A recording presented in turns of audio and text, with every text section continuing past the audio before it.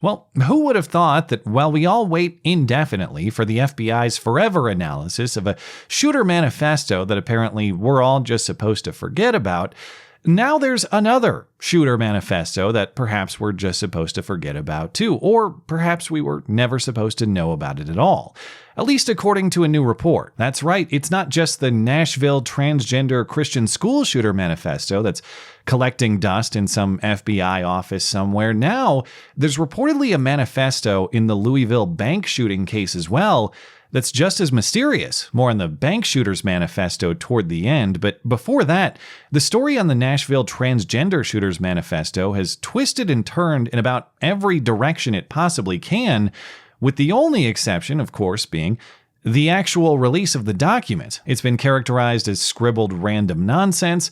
Now, late in the week, it's characterized as a specific and detailed blueprint for total destruction.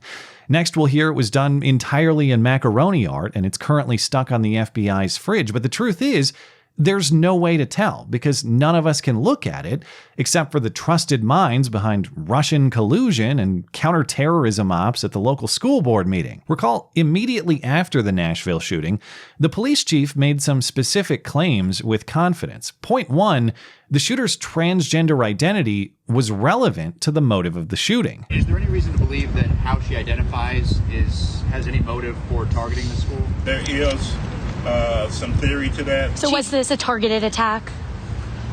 It was. And point two, there are writings specific to the plotting of this shooting, not just generic political views, plus specific mapping of the plan of attack. We have a manifesto, we have some writings that we're going over that pertain to this day, the actual incident. We have a map drawn out of how this was all going to take place. One would assume that the police chief said that because he saw something that supports it, or at the very least heard that from someone who did, that he's not just making this up, but somehow much of the information that's been released since implies exactly that everything the chief just said is wrong. In fact, there's nothing specific about this manifesto at all. It's nothing more than a bunch of incoherent nonsense, actually. In the days after the shooting and the chief's comments, the director of the Tennessee Bureau of Investigation said the writings were actually just ramblings that indicate no clear motive whatsoever, no clear political, religious, or social perspectives. Instead, it's just about the shooter idolizing other mass shooters. Nothing really to discern other than the writer is clearly mentally ill, he said. And that characterization has since been repeated by the FBI, or at least by anonymous sources cited within it. Recall that the FBI has been in possession of the documents since the shooting. The ostensible reason that we can't see the manifesto is because the FBI needs to conduct a behavioral analysis on it before its release. But it is amazing how the more the FBI investigates, the less information there actually is. Somehow the picture is much less clear today than it was immediately after the event itself. This is an upside-down investigation, apparently, in which detail is getting lost, not added. An FBI source speaking with NBC News says there is no direct motive established after looking through the manifesto and related documents. One former FBI source implicitly criticized the Nashville police in this story, saying, quote, "You should never speculate about motive until you have all the information. What information the FBI is lacking is, of course, also not explained." Okay, so the latest information that we're all supposed to believe is that this manifesto, as it was called, has really just been mischaracterized, that actually it's just a bunch of nonsense scribbles that don't really reveal anything definitive at all, and that's fine. It could be true. It would still be better for all of us to see it to make that evaluation for ourselves, but it certainly could be true that this manifesto just doesn't have the explanatory value that many of us suspect that it might. The problem is, late in the week, that explanation has now taken another flip. Now it's not, we can't see the manifesto because it's pointless and doesn't say anything specific anyway. Now it's, we can't see the manifesto because it's so specific and detailed that it would simply be too dangerous to let us plebs have a look. Now, in fairness, these are sources outside the FBI describing what they say FBI agents have told them. So there is some hearsay in play that may not be rock solid reliable, but Nashville Metro Council member Courtney Johnston tells the New York Post that she has been informed by the FBI and Nashville police that the shooter's manifesto is a, quote, blueprint on total destruction. And the shooter's planning was so detailed that the FBI believes that this document in the wrong person's hands would be astronomically dangerous. Congressman Tim Burchett tells the New York Post that he knows that for this reason, the FBI is behind the delay in the manifesto's release, but he's asking for at least its release to the victim families and to Congress. And for the rest of us with just a mere public interest in learning what the manifesto says, the actual incoherence is not the alleged scribbling.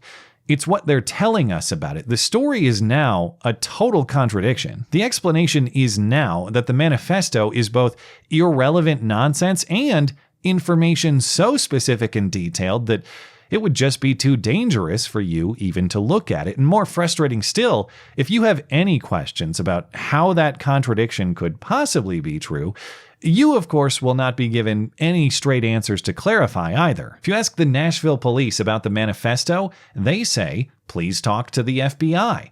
And then if you ask the FBI about the manifesto, they say, please talk to the Nashville police, thus completing the circle of government non-accountability. We're just a few steps away from an official Federal Bureau of finger pointing. Give it a few years and I'm sure the bureaucratic destiny will be realized. But in the meantime, if you'd like to challenge any of this non-disclosure in court, you'll of course need a good lawyer to do it. But even that piece has created its own complications too. Apparently, even Tennessee lawyers are balking at this job. Independent journalist Glenn Greenwald wants to challenge the issue in court to get the release of the manifesto, so he's been searching for a legal team to do it.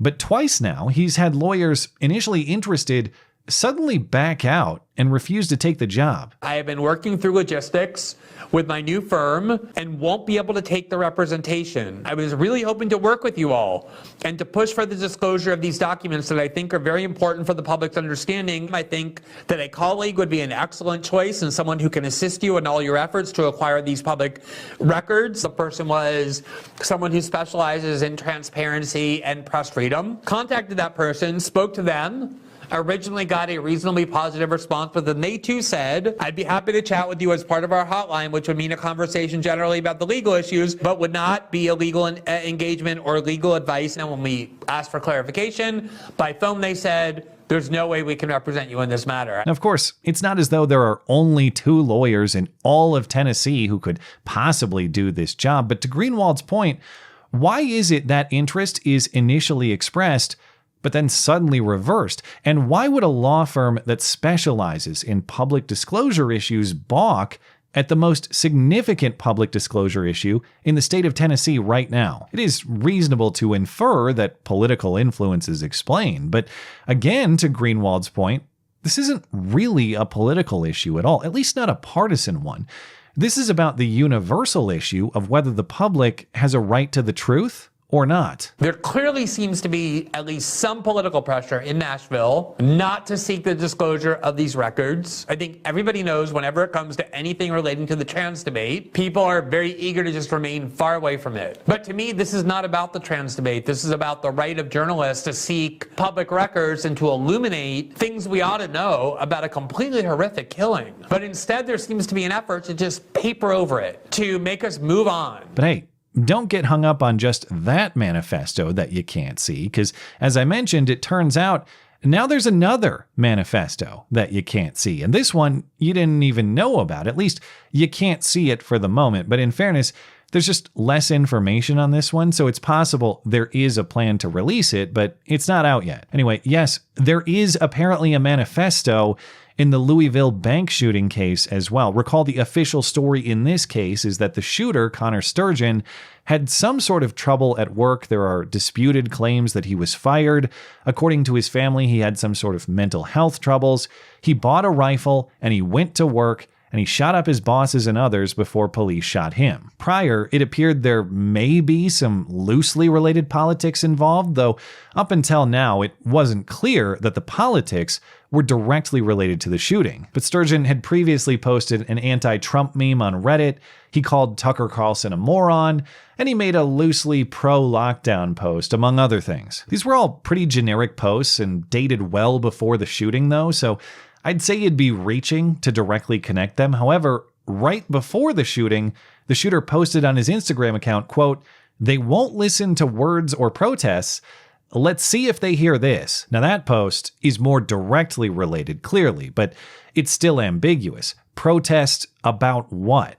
Without fuller detail, it was tough to say that this shooting was committed with clear political intent. But then in comes the fuller detail on clear political intent, at least if this new report is to be believed. It's according to an unnamed source speaking with the Daily Mail, so as always, anytime the identity of the source is off the record, the report needs some healthy skepticism. But the claim is there's a manifesto in this case too, and one that outlines 3 specific motives for the shooting: to highlight mental health issues, to kill himself, and to demonstrate how easy it is to buy a gun in Kentucky specifically, and the US more broadly. So apparently he bought the gun and killed people to demonstrate that crazy assholes like him shouldn't be able to buy guns and kill people. He committed mass murder to own the cons, if this claim is accurate. The story provides no additional details on a potential release of this document, but the New York Post adds that the Louisville Police Department is in possession of it. And of course, we know that the usual feds have been on the scene since just after the shooting happened. If there is a manifesto in this case as claimed, the FBI and the ATF have had their hands all over it if they aren't exclusively holding it now. And in the meantime, it appears that the only possibilities for us to see either of these pieces of evidence are to wait for the feds who won't release it or for the lawyers who won't litigate it. And even if either of those strategies actually were successful, you can bet we will only get the story that these authorities want us to get, not the story unedited from its original source. But hey, I get it. There's a lot of work involved. It takes a lot of time to write the story that we're all supposed to hear. Plus, there's an extra step in writing that novel. Once it's done, the whole thing has to be decorated in zebra stripe, because you can bet if we actually see either of these manifestos, they will be more redacted than the Mar-a-Lago search affidavit. Or maybe not. In fairness, that one actually went way beyond just the zebra camo and used the full Black Lives Matter solidarity square instead. Either way, we will only get the story we're supposed to get and not a word more. That's what protects the integrity of the investigation, after all. But what determines the integrity of the investigation? Is it the truth, or is it simply its ends? That seems to be the universal question these days, but the trouble is, even that basic answer, like all the others, is also classified. Thanks as always for listening and for supporting this channel. Always appreciate that thoughtful discussion down below, and especially over on Gab. That is at ML Christiansen. You're always welcome to coming out and chat in my live streams. Those are linked down in the description. Looking forward to it. Goodbye.